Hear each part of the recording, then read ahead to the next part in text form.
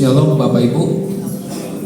Puji nama Tuhan. Terima kasih kepada Tuhan kita luar biasa ya, masih memberikan kesehatan bagi kita sehingga kita bisa datang beribadah kepada Tuhan. Juga terima kasih buat Bapak Ibu Gembala serta seluruh sidang jemaat Tuhan kembali mempercayakan saya untuk memberitakan firman Tuhan. Saya mau ucapkan selamat tahun baru Bapak Ibu ya, 2025. Dan saya selalu berharap semangat Natal kemarin yang Bapak Ibu terima belum padam dulu Bapak Ibu ya, karena masih Januari masa udah langsung padam, langsung loyo ya. Harapan saya mas sampai nanti Desember kita masih tetap punya semangat yang luar biasa. Amin Bapak Ibu ya. Puji Tuhan. Satu berita gembira banget, PPN 12 tanggal 5 dihilangkan coy. Diubah sih, bukan dihilangkan, jadi PPN BN. Jadi barang mewah yang akan kena pajak. Penerapannya kita nggak tahu. Kita doa aja sama Tuhan supaya memang benar setiap barang yang kita beli nggak perlu tuh ya 12%. Tinggal Bapak Ibu mikirin PKB aja tuh. Tertutup kan PKB-nya tetap jalan, PPN-nya berkurang. Oke, nah ada satu cerita Bapak Ibu, kalau berbicara mengenai pajak ini, Tuhan Yesus pernah dicobai oleh para orang Farisi dan para orang kekaisaran Romawi. Di dalam Matius 22 itu ada ceritanya. Mereka ini tanya sama Yesus, Guru, kira-kira kita harus bayar pajak atau enggak ya? Ini saya simpulkan seperti itu aja Bapak Ibu ceritanya. Mereka berharap Tuhan Yesus itu menjawab dengan udah gak usah, kasih aja sama Tuhan. Karena pada saat itu ada perbedaan nih, bagaimana orang Israel harus memberi kepada Bait Allah atau memberikan kepada kaisar, upeti atau hasil dari apa yang telah mereka kerjakan. Nah, luar biasanya Tuhan Yesus ketika ditanya oleh ahli Farisi, dan mereka ini sampai membawa Herodian. Herodian itu adalah orang-orang yang sangat tunduk sama kekaisaran. Dengan tujuan ketika Tuhan Yesus salah jawab, langsung ditangkap sama orang-orang kekaisaran tersebut. Nah, berbicara mengenai pajak ini menarik Bapak Ibu. Ketika Tuhan Yesus jawab pada ayat 21, dia bilang seperti ini, jawab mereka, gambar dan tulisan kaisar. Lalu kata Yesus kepada mereka, berikanlah kepada kaisar apa yang wajib kamu berikan kepada kaisar, dan kepada Allah apa yang wajib kamu berikan kepada Allah. Pajak kita harus tetap bayar, tetapi ditambahkan satu, kepada Allah apa yang wajib kamu berikan kepada Allah. Dan hari ini Bapak Ibu, kita akan belajar sedikit mengenai apa yang harus kita berikan kepada Allah atau persembahan. Saya jarang banget sih khotbah mengenai persembahan, karena takutnya disangka minta uang Bapak Ibu ya. Padahal Tuhan sudah cukupkan dengan luar biasa. Saya mau bukan hari ini, tahun ini kita punya pandangan yang berbeda mengenai persembahan kita kepada Tuhan. Ada dua hal mengenai persembahan yang harusnya kita sudah tahu, sehingga kita ini bisa memberikan persembahan dengan baik, berbeda dengan tahun yang lama. Saya udah bilang, tahun ini kalau kita mau dapat anggur baru, kita harus punya kirbat yang baru. Kita harus ubah mindset bagaimana kita memberikan persembahan kepada Tuhan. Mungkin ada pertanyaan Bapak Ibu ya, kenapa sih persembahan itu harus ada di dalam praktek ibadah Kristen? Saya pernah bertanya, ngapain sih ibadah seperti ini harus nanti diakhiri oleh persembahan atau diawali oleh persembahan? Harusnya kan datang puji Tuhan, dengar firman, ya udah pulang aja. Tetapi ternyata kalau kita lihat Bapak Ibu, sebenarnya persembahan ini merupakan praktek yang sudah kuno banget, sudah tua banget. Pada zaman Tuhan Yesus, ada pernah cerita yang terkenal dalam Alkitab mengenai pengajaran persembahan, yaitu janda miskin dan orang kaya. Bapak Ibu pernah dengar ya? Memberikan 2 peser koin, tapi Tuhan bilang ini yang paling baik, ini paling banyak. Nah, dari zaman kita sampai zaman Tuhan Yesus itu kira-kira 2000 tahun. 2000 tahun silam lah, plus 24, tapi kita ambil 2000 aja. Persembahan ternyata sudah ada dalam kehidupan Tuhan Yesus.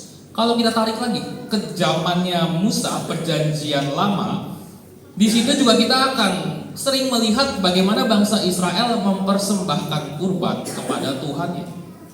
Setiap ibadah mereka pasti persembahkan sesuatu. Jadi yang namanya ibadah persembahan itu nggak bisa dipisahkan Bapak Ibu. Orang datang beribadah ya untuk mempersembahkan sesuatu.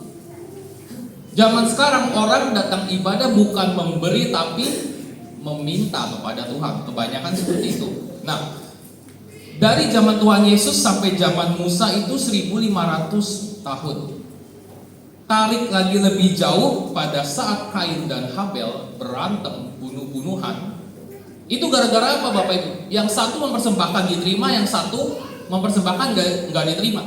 Jadi praktek persembahan dan ibadah udah ada sejak zaman Kain Habil.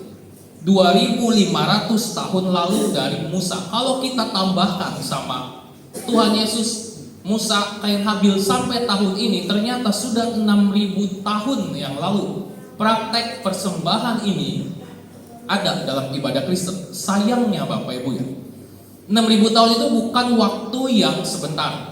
Sayangnya sepanjang waktu itu masih ada aja orang yang memberikan persembahannya dengan tidak berkenan atau dengan tidak benar. 6000 tahun Bapak Ibu.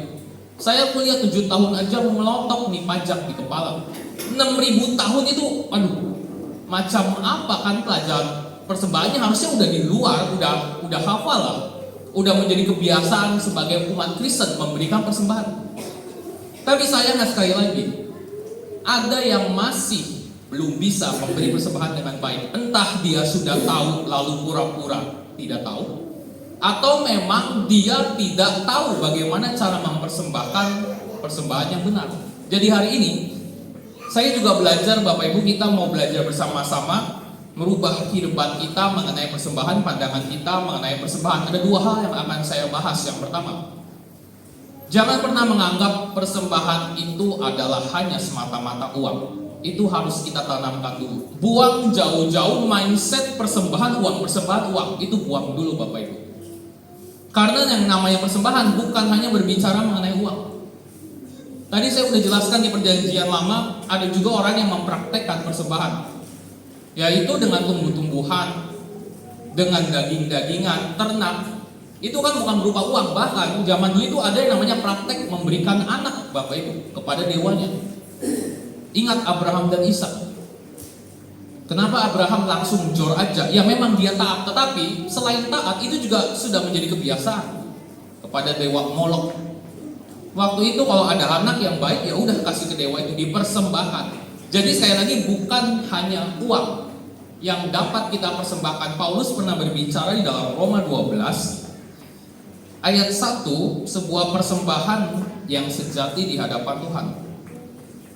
Karena itu saudara, demi kemurahan Allah aku menasehatkan kamu supaya kamu mempersembahkan tubuhmu sebagai persembahan yang hidup.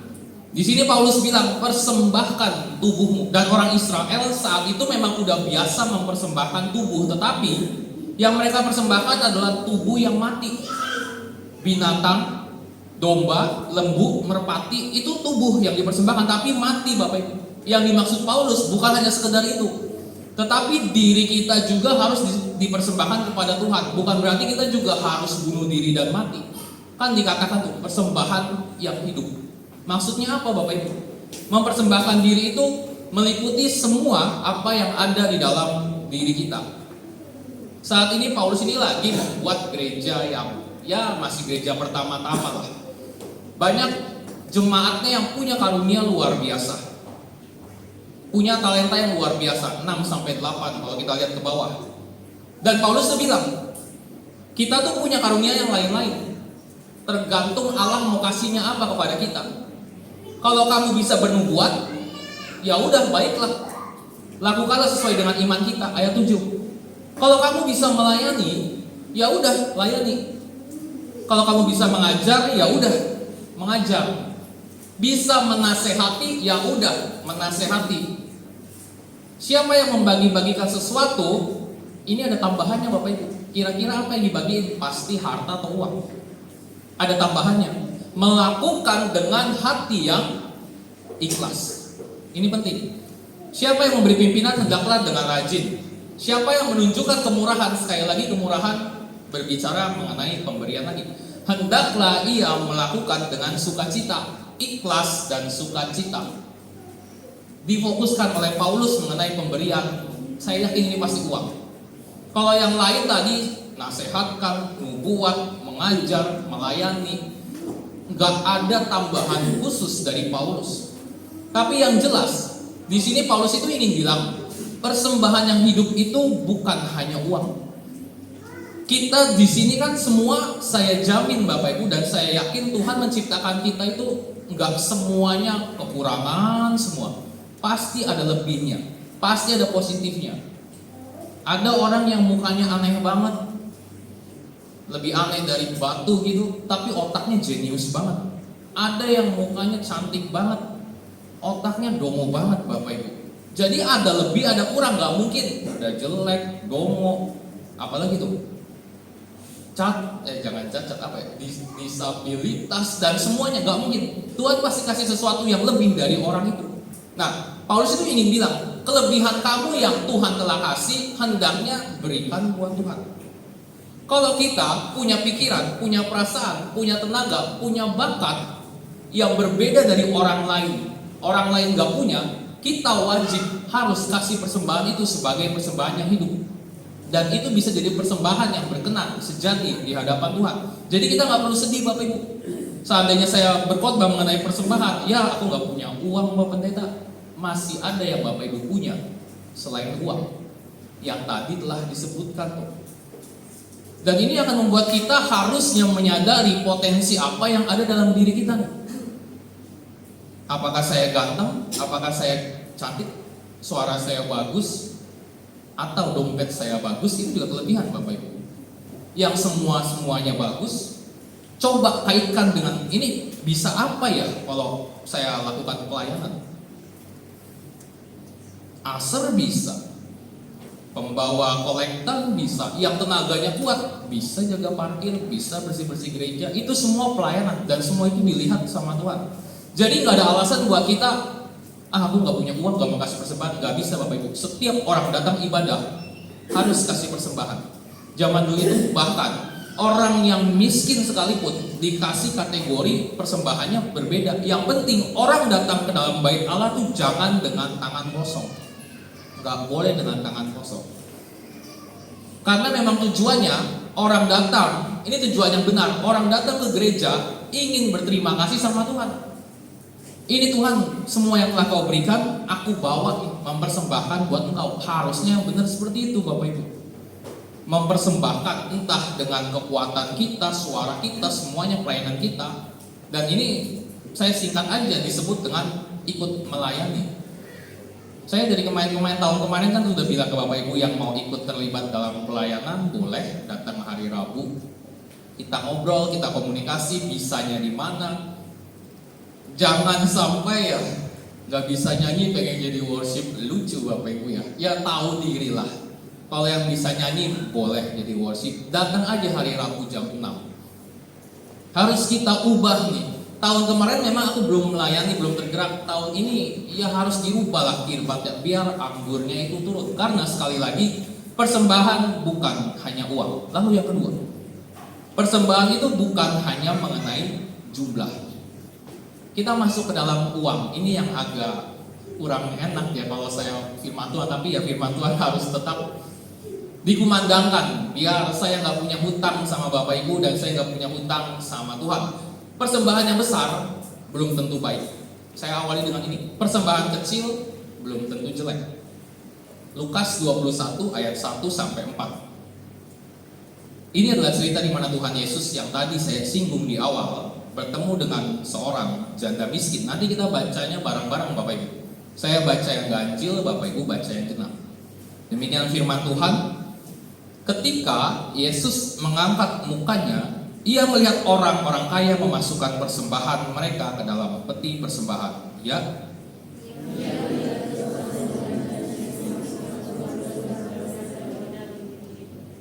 Lalu ia berkata, aku berkata kepadamu, sesungguhnya janda miskin ini memberi lebih banyak daripada semua orang itu. Ya.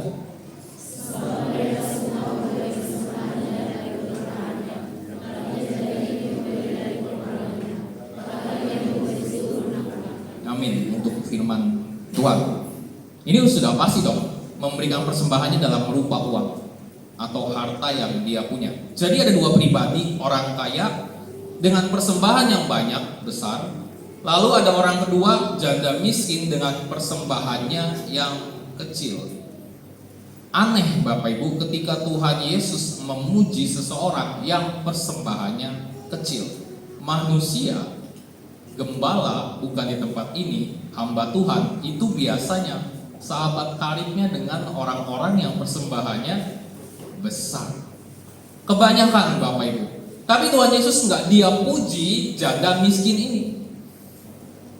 Kenapa Tuhan Yesus bisa puji janda miskin ini? Kita bisa belajar dari pemberian si janda ini. Dia hanya memberikan 2 peser. Berapakah 2 peser itu? Menurut Markus 12:42, ini ayat paralel dari Lukas. Dikatakan 2 peser itu sama dengan 1 duit. Jadi kita akan belajar ada peser, ada duit. Bapak Ibu harus dengarkan ini.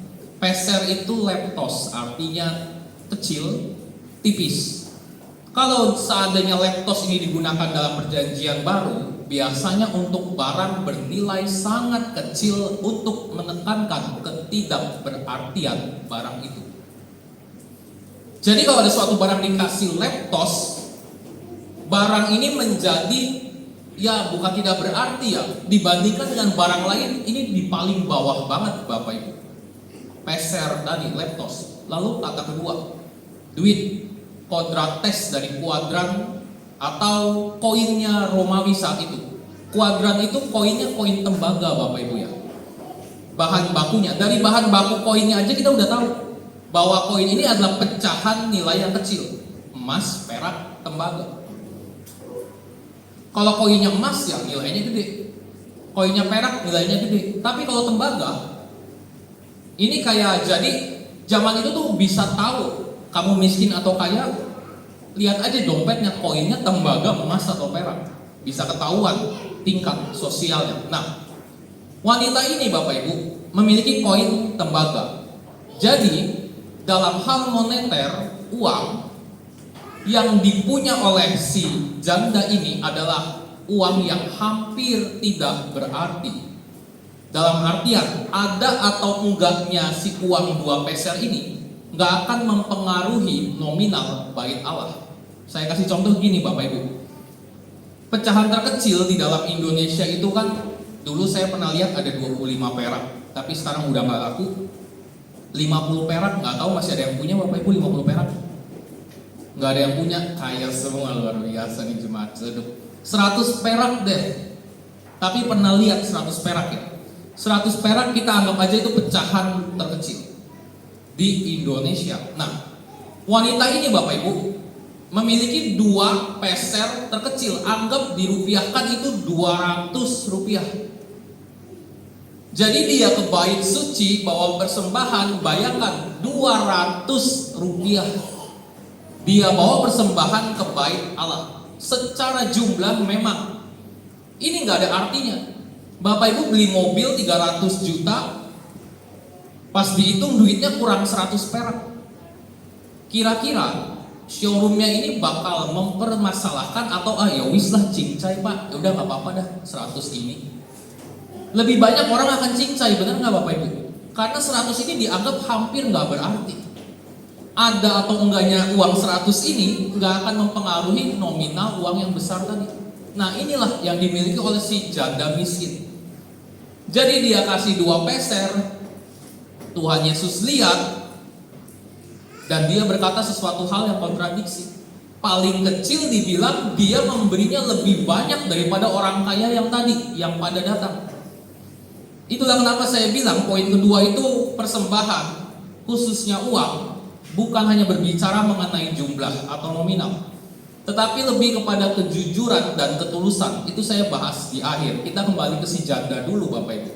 Secara jumlah saya ulangi, memang kalah jauh 200 rupiah melawan entah berapa tuh, juta-juta mungkin ratusan ribu dari orang kaya. Tetapi kalau kita lihat persentase pemberian janda miskin ini, dia jauh menang besar dibandingkan orang kaya ini. Si orang kaya mungkin kasih 1 juta, tetapi kita bisa lihat 1 juta dibandingkan dengan kekayaan dia kira-kira berapa persen. Sedangkan janda miskin, dia kasih 200 perak dari kekayaannya kira-kira berapa persen. Itu yang harus kita bandingkan dan itu yang Tuhan Yesus lihat Bapak Ibu. Saya yakin ya, Orang kaya yang beri, nggak mungkin dia memberi 50% dari kekayaannya. Saya yakin, nggak mungkin. Zaman sekarang aja bisa kelihatan Bapak Ibu, orang yang kaya ya, yang kaya banget, taruh aja 9 naga gitu kan. Lihat kalau mereka kasih persembahan, bisa nggak 50% dari kekayaan mereka? Nggak mungkin. Paling 1% juga kayaknya nggak mungkin. Itu bisa berapa M Bapak Ibu yang duitnya gede? Paling 0,00000%. Semakin kaya, persennya semakin kecil. Lucu orang Kristen itu. Nah, kita harus lihat nih, si janda memang memberikan berapa persen kepada Tuhan. Tadi ada kata yang menarik, kembali ke Lukas, yang diulang 2 kali sama si Lukas ini, yaitu janda miskin pada ayat 2 dan ayat 3 janda miskin. Berbicara mengenai miskin dalam bahasa Yunani ada 2 macam kemiskinan. Yang pertama penikros, atau bisa disebut seseorang memang kurang beruntung dalam ekonomi. Dia kekurangan dalam hal materi, tetapi masih punya sesuatu. Itu penikros. Miskin tapi punya sesuatu. Lalu yang kedua ada tokos. Petokos itu udah miskin, gak punya materi, gak punya sesuatu juga, gak punya tabungan juga istilahnya. Kalau Bapak Ibu ingat bagaimana kisah dari Lazarus dan orang kaya yang borokan, dia hanya nungguin rempah-rempah makanan dari tuannya. Setelah makan roti itu, Lazarus itu adalah orang miskin yang petokos. Udah turun, gak punya duit, gak punya simpanan, miskinnya benar-benar miskin, abis-abisan. Itu Lazarus. Nah, si janda miskin ini unik Bapak Ibu dalam kisahnya Tuhan Yesus. Penggunaan kata petokos dan penikros digunakan dua-duanya pada si janda ini ketika dia memberi. Ayat 2, Yesus melihat janda miskin ini pakai penikros. Penikros itu artinya tadi ya, miskin, kekurangan tapi punya sesuatu, belum habis-habisan. Dan ini dia masih belum beri. Pada ayat 3, lalu ia berkata, aku berkata kepadamu sesungguhnya janda miskin. Ubah Bapak Ibu ya. Secara bahasa Indonesia memang sama, tapi kalau dalam bahasa Yunani itu berbeda. Miskinnya ganti jadi tokos. Yang dalam artian dia udah habis, nggak punya apa-apa lagi saat itu. Dari penikros berubah jadi tokos setelah dia memberikan 2 peser itu. Jadi si janda miskin ini makin miskin kuadrat lagi nih setelah dia berikan itu. Diteguhkan pada ayat 4. Pada kalimat terakhir seluruh nafkahnya.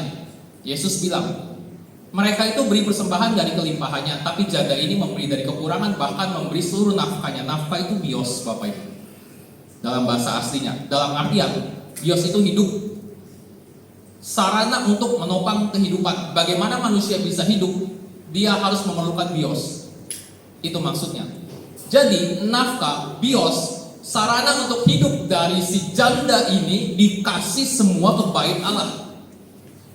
Dalam artian janda ini bunuh diri Bapak Ibu masuk ke bait Allah. Karena dia habis pulang udah nggak tahu bagaimana dia hidup lagi.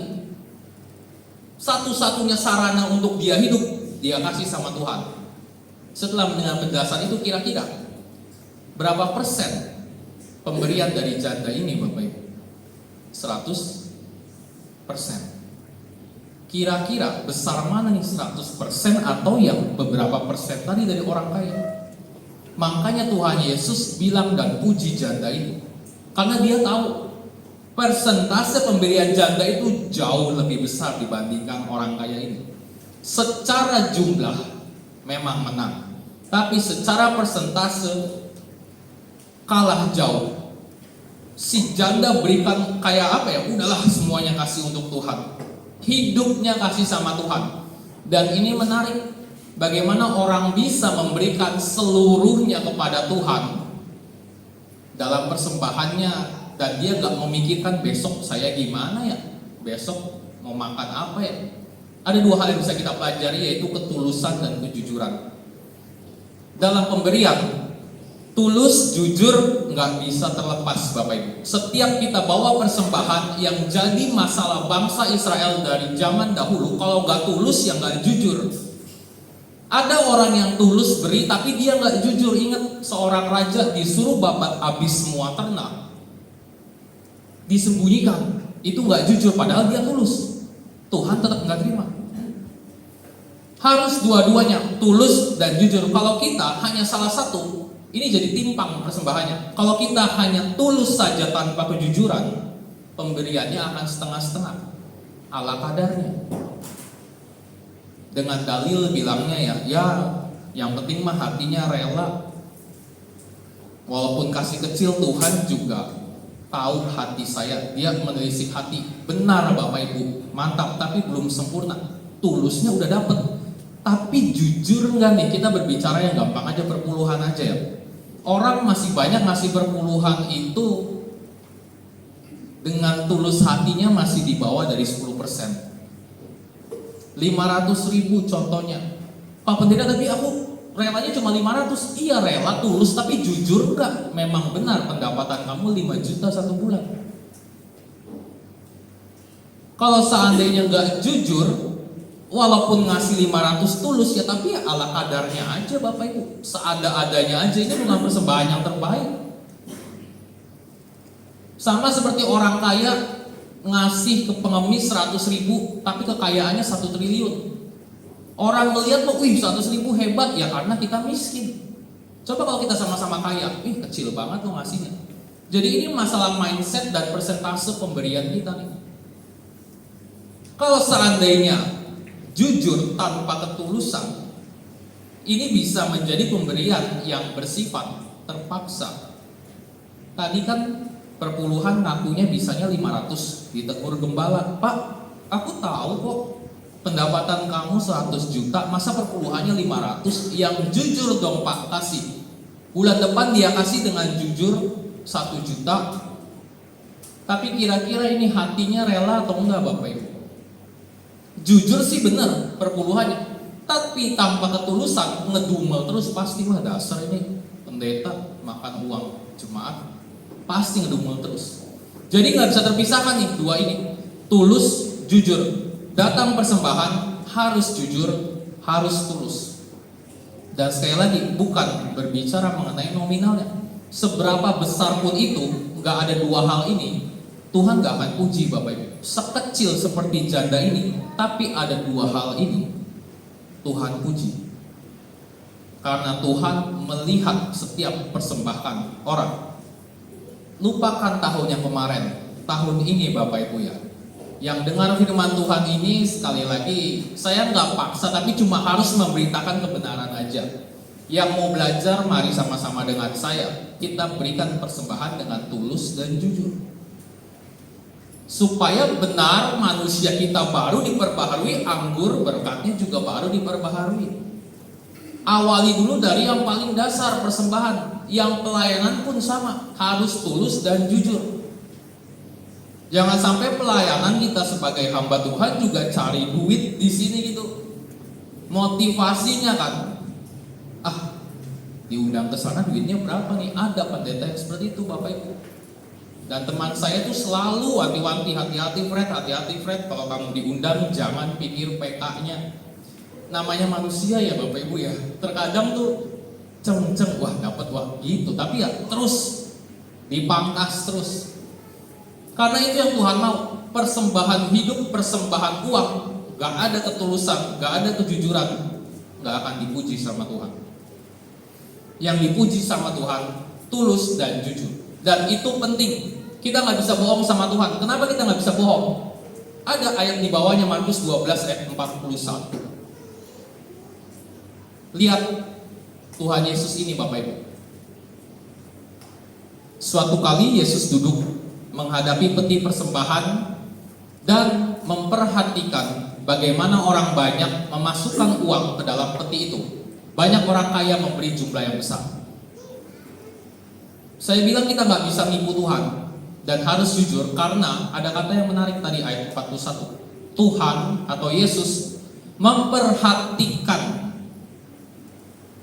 Sekilas memang biasa aja Bapak Ibu. Kalau kita cari bahasa Yunaninya, panjang banget ternyata. Kata memperhatikan itu theoreo. Dalam artian, saya bacakan aja nih. Mengamati, merasakan dengan perhatian. Kata ini menyiratkan tingkat penglihatan yang lebih dalam tentang apa yang sedang diamati. Lebih dari sekedar penglihatan fisik. Saya simpulkan Tuhan Yesus ini mengamati dengan pengamatan yang aktif. Seorang gak hanya melihat, tetapi Yesus ini merenungkan dan memahami setiap orang yang maju beri persembahan. Makna apa yang Yesus dapat saat itu ketika dia melihat ada seseorang datang? Jadi gampangnya gini Bapak Ibu, Tuhan Yesus tuh nongkrong di depan sini nih, ada peti. Satu maju, dia tuh perhatikan bukan hanya uangnya aja. Yesus kan bisa baca sampai hati Bapak Ibu ya. Setiap orang dia perhatikan, lihat. Orang kaya. Ngasihnya berapa persen. Itu Tuhan lihat, amati, renungkan. Ini firman Tuhan Bapak Ibu, bahasa aslinya. Sampai direnungkan, ini kenapa ya? Mungkin dalam pikiran saya Bapak Ibu, Tuhan Yesus itu merenungkan seperti ini. Ketika ada orang datang bawa 100.000, Tuhan renungin, ini kenapa ya orang kasih 100.000? Dia masih ada duit nggak ya? Kekayaannya berapa ya? Itu direnungkan sama Tuhan, diamati benar-benar. Zaman dulu, zaman sekarang Tuhan ada di atas Bapak Ibu. Kira-kira waktu kita buka dompet, Tuhan perhatikan atau enggak? Perhatikan. Kira-kira Tuhan perhatikan nggak berapa lembar duit yang ada di dompet kita? Perhatikan. Kira-kira Bapak Ibu saat persembahan, lembaran yang kita cabut warnanya apa? Tuhan perhatikan nggak Bapak Ibu? Perhatikan. Bahkan sampai kita masukin tes, Tuhan tetap perhatikan kedalaman hati kita. Setelah memberi, gimana respon kita? Ngedumel atau puji Tuhan dengan tulus? Jadi jangan anggap remeh persembahan kepada Tuhan, sekecil apapun, sebesar apapun.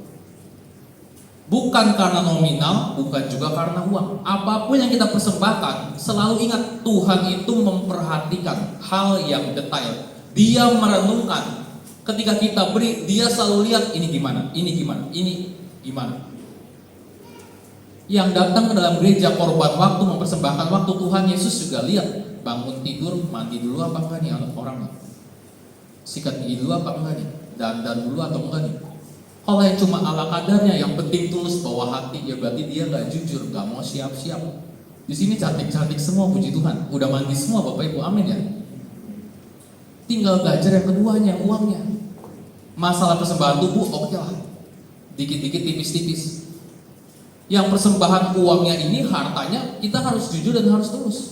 Karena sekali lagi Tuhan itu mengamati. Dan yang namanya kejujuran, ketulusan itu di mata Tuhan tuh sangat besar banget Bapak Ibu. Pernah dengar kisah mengenai talenta? Tuhan kasih talenta, ya di situ disebutkannya seorang pengusaha kasih talenta. Saya agak lupa Bapak Ibu ya. Yang penting ada bos kasih sesuatu kepada bawahannya, lalu yang dilakukan bos ini pergi. Bukan dia mandorin ngeliatin, nih gue udah kasih duit 10 juta, ngapain nih orang nih? Enggak dipantau, tapi dia pergi. Apa yang bisa kita pelajari? Di situ Tuhan kasih kepercayaan. Orang biasanya kalau bosnya pergi, kerjanya jadi melambat Bapak Ibu. Tapi kalau orang yang jujur, orang yang tulus, mau ada bos, mau bosnya pergi, tetap hatinya pekerjaannya itu tetap 100%. Dan akhirnya terbukti kan di akhir, kelihatan yang jujur mana, yang tulus mana. Dan Bapak Ibu bisa lihat, setiap orang yang memberikan persembahan enggak tulus, enggak jujur, endingnya seperti apa? Menuai sih menuai, tapi menuainya berbeda dengan orang yang memberikan persembahan dengan tulus dan jujur. Naburnya sih benar Bapak Ibu, tuainya ini yang berbahaya. Enggak semua kita nabur buah mangga manis semua ya. Terkadang ada yang gosok, ada yang uletan juga. Kira-kira kenapa Bapak Ibu? Selain karena bibitnya, sudah pasti karena bagaimana kita merawat si bibit si pohon itu. Kalau orang cuma tanam udah sekedarnya aja, kasih berbuah udah tinggal sekedarnya aja. Ya tumbuh buahnya, tapi ya ada ulat, ada hama, nggak kita bersihkan, percuma Bapak Ibu, buahnya jadi bosok juga. Tuai mah pasti dapat, Tuhan nggak mungkin berhutang, tapi yang kita tuai ini apa nih yang jadi masalahnya? Jadi jangan sampai tahun ini sudah tahun baru, kita coba ubah bagaimana mindset kita dalam memberikan persembahan, bagaimana mindset kita dalam melayani Tuhan. Yang mau pelayanan hari Rabu Bapak Ibu, saya undang jam 6 sore, datang aja. Aku mau ini, mau pelayanan ini, ngobrol. Yang mau memberikan masalah uang sih urusan Bapak Ibu dengan Tuhan lah. Saya nggak bisa paksa, woi kamu ini kurang, nggak bisa Bapak Ibu. Itu kejujuran dari Bapak Ibu dengan Tuhan aja. Tapi yang bisa saya tarik atau ajak ya pelayanan ini, tubuh ini, persembahan tubuh ini. Jadi kan enak, tiap worship kita kekurangan satu penyanyi pria nih. Dulu ada satu bangsa, tapi telah pindah. Masa Bapak Ibu nggak bosan sih cewek terus yang di sini? Kali-kali lah bapak-bapak. Suaranya saya juga pernah dengar pas lagi paduan suara itu bagus-bagus semua tuh. Wah, jadi pelayan Tuhan luar biasa di worship leader. Aduh malu kok. Udah nggak usah malu-malu. Saya juga dulu nggak pernah bisa ngomong kayak gini Bapak Ibu. Yang penting mau dulu aja. Masalah malu mah gampang lah, belajar nanti. Sama ingat, tulus jujur itu. Pelayanan sih boleh, tapi harus jujur. Hidupnya bagaimana dulu. Jangan asal aku tulus kok punya hati, masih mabok judi. Aduh itu belum jujur Bapak Ibu. Ingat ya, tulus jujur harus gabung jadi satu. Dan bawa persembahan itu kepada Tuhan. Dan lihat apa yang akan Tuhan lakukan dalam kehidupan kita tahun ini. Pegang omongan saya Bapak Ibu, saya juga lagi belajar. Yang mau ikut belajar, kita ketemu di tahun depan. Siapa tahu, wah tiba-tiba saya udah punya rumah 1 miliar. Walaupun mustahil ya Tuhan mah nggak tahu lah, terserah Tuhan aja. Tapi yang jelas dia pasti akan memberkati kita, karena memang itu firman-Nya. Kita berubah kirbat, anggur baru pasti masuk. Pasti masuk. Tuhan nggak mungkin biarkan kirbat baru itu kosong, nggak mungkin Bapak Ibu. Yang mungkin itu Tuhan gak mau isi anggur karena kirbat lama. Persembahan kita lama lupakan. Sekarang kita coba memberikan persembahan dengan cara dan pikiran yang baru. Amin ya Bapak Ibu ya. Amin. Saya undang Bapak Ibu untuk bangkit berdiri. Renungkanlah firman Tuhan ini, bawa ke dalam hatimu. Sejauh ini, selama ini persembahan seperti apa yang telah kita berikan sama Tuhan. Jika seandainya belum seperti janda ini, mari kita mempersembahkan yang terbaik. Belajarlah untuk berubah terus jadi manusia yang baru, karena Tuhan telah memberikan semua yang terbaik buat kita. Kita naikkan satu pujian, betapa hatiku berterima kasih kepada Tuhan.